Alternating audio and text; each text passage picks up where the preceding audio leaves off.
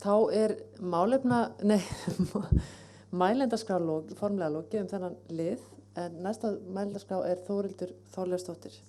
Já, ágætu ráðsmenn og konur og áheyrendur. Aðeins nokkur orð fyrst áhyggjur Andrésar og Lýðs af fjárlagagerðinni. Það höfum við vissulega rætt í B-nefndinni hvort að ætti að vera undir almennum ákvæðum eða hvort að það ætti bara hreinlega að vera sér ákvæði fjárlög, þar að segja að þau væru undanþegin þessu að lög yrðu samin í nefndum. Það er náttúrulega augljóst að allar upplýsingar þar að lútandi eru í fjármálaráðuneytinu og fást kannski ekki víða annar staðar fyrir utan það að eins og mér hafa bent á að þetta eru ekkert allstaðar lög heldur fjárhagsáætlun. Þetta nú meira svona eins og framkvæmda atriði heldur en þannig að nú auk þess náttúrulega höfum við ekkert útilokað það að ráðherrar geti samið lög heldur einnig að þetta fari í gegnum nefndirnar. Þannig ég held að þetta sé nú mál sem er auðleysanlegt.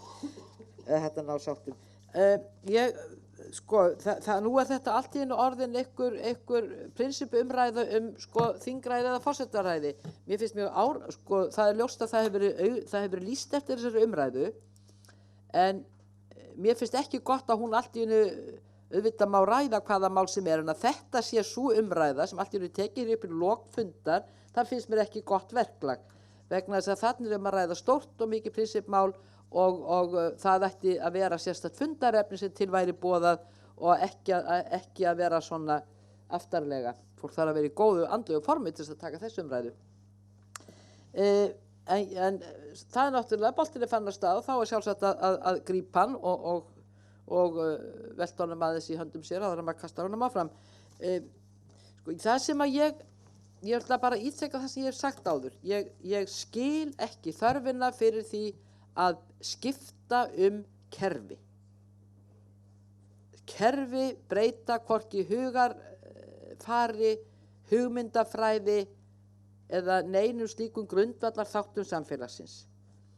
Ég vildi að menn gætu borið fram óyggjandi rök fyrir því að þau tvö lönd sem sífellt eru tilgreind að búi við annað kerfi heldur en við þekkjum, þar að segja við forsetaræði að þau séu afdráttarlaust betri samfélög og betur rekin heldur en þau samfélög sem eru allt í kringum okkur og kannski standa okkur nær.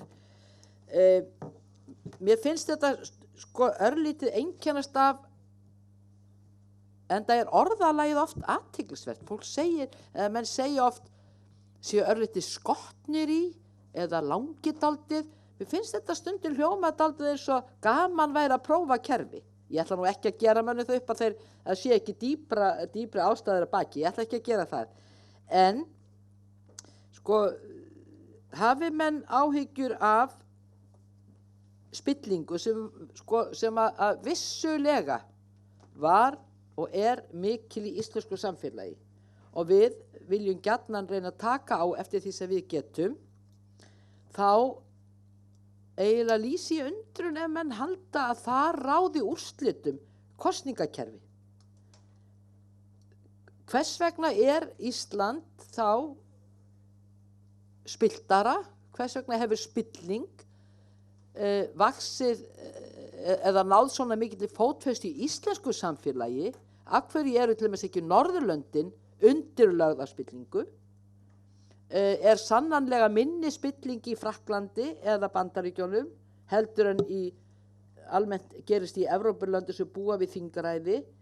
Mér finnst vanta bara hreinlega sterkari rök. Þetta eru bara hugmyndir það að eitthvað kerfi leiði til einhverjar mikillar grundvallar hugarfarsbreytingar hjá heilli þjóð. Ég hef bara ekki trú á því. Ég þarf miklu meiri rökstuðning fyrir því að menn hafi þetta fyrir satt en ekki ímyndað að eitthvað kerfi uppræti eða lægi hugarástand.